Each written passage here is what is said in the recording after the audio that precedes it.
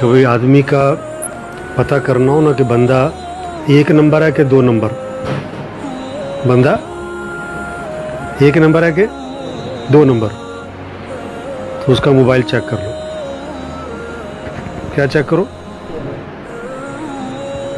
جو موبائل کے اندر ہے وہ وہی بندے کے اندر ہے۔ جیسا آج موبائل ہوگا نا بندے کا، ویسی اس کی قبر ہوگی، ویسی اس کی آخرت ہوگی۔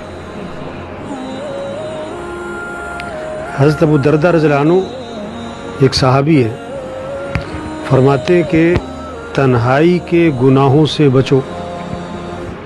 کس سے؟ تنہائی کے گناہوں سے بچو، ورنہ اللہ پاک لوگوں کے دلوں میں تمہاری نفرت ڈال دیں۔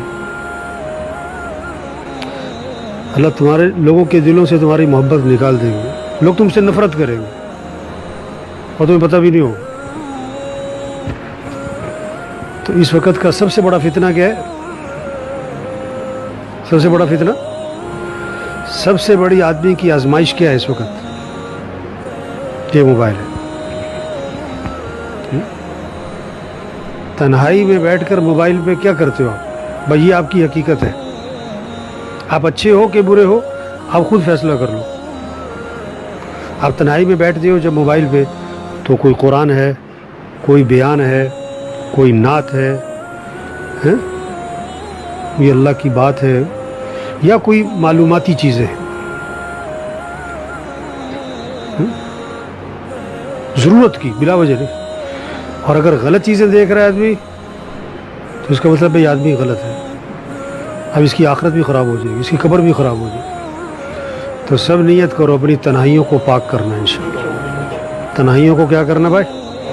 ہاں، کیسے؟ یہ قرآن میں لوگو ذکر کرو، کلمہ پڑھو، درود شریف پڑھو، استغفار پڑھو، 1 سپارہ کم از کم پڑھو۔ اب کتنے لوگوں کے پاس کتنا وقت فارغ ہوتا ہے؟ وہ فارغ وقت کس میں لگاؤ؟ قرآن میں لگاؤ، ذکر میں لگاؤ، دعا میں لگاؤ، کوئی دین کی بات سیکھو، دین کے مسائل سیکھو۔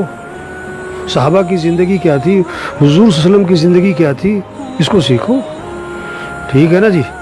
اللہ عمل کی توفیق۔